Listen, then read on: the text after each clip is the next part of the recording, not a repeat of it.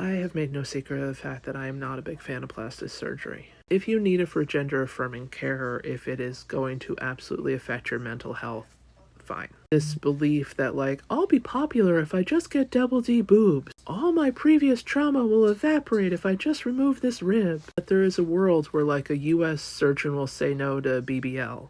But, there's kind of this knowledge of, like, I can go here to get it instead. There's like an underground silicone injection kind of situation going on in most major cities. Like, you're putting silicone into your body. And half the time people are like doing it off book using like construction grade silicone, which is like, no.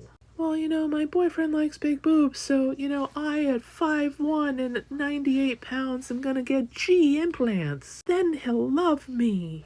That's where my issue lies. An industry that, like, we can fix you. There's something fundamentally wrong with you. Where I live in Jersey, it's a very big thing to get your nose done when you're like 15, 16. You're not even fully done growing. Your frontal cortex is not even fully filled. The fact that you're messing with your face before you can legally drink, I got some issues. My nose is so big. And if somebody's not going to love you because the size of your nose, that is not a person you want loving you anyway. But why would we teach you that free life lesson when instead, we can send you to Dr. Gouderman for, $8,000 in facial rearrangement? We have demonized aging.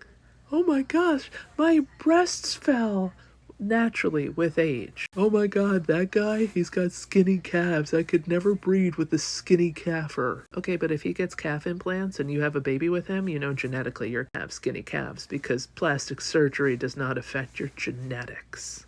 I've turned it into this shameful thing to age.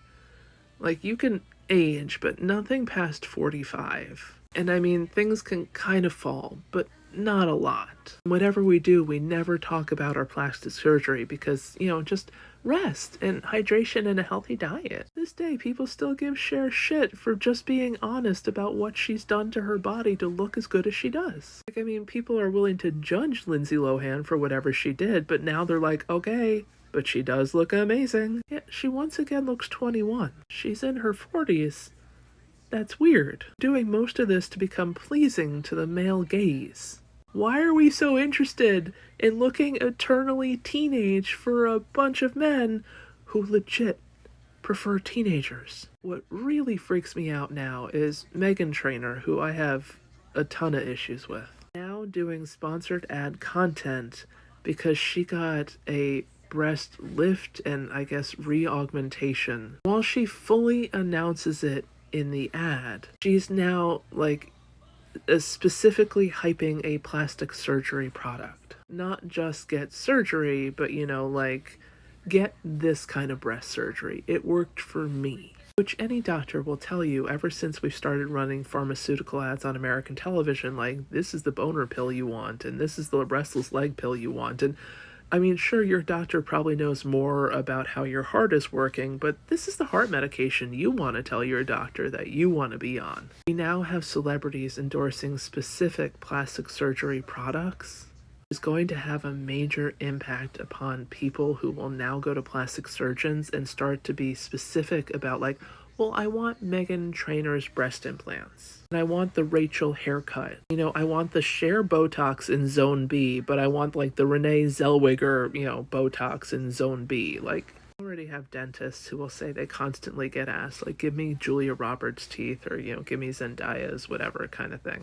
It's really concerning that celebrities are now specifically endorsing particular products for plastic surgery. Not just, like, I am the spokesperson of, whatever the product is, because Cyndi Lauper does some kind of, she has something with her skin. She has the thing, and this is one of the medications that can treat it, so, she now endorses it because it works for her. Like, you have to have her skin condition in order to be able to take this medication. You can't just go to your doctor and be like, give me the Cyndi Lauper skin cream. You can now go to your doctor and be like, give me the Meghan Trainor breast implants. I'm a mom, and my boobs are shameful now, so make them like Meghan Trainor's. Which, by the way, you don't get to see them. They're, like, under a sweater. I have no way of knowing if it's actual good boob job or just a bra. Sight unseen. What are we doing? I take a migraine medication that absolutely never worked for one of my friends. It'd be ridiculous if she went to her doctor and was like, well, it works for my friend, so prescribe it to me, because if it works for her, it should work for me. I just feel like this is a very slippery and dangerous slope to start incentivizing people financially to push plastic surgery.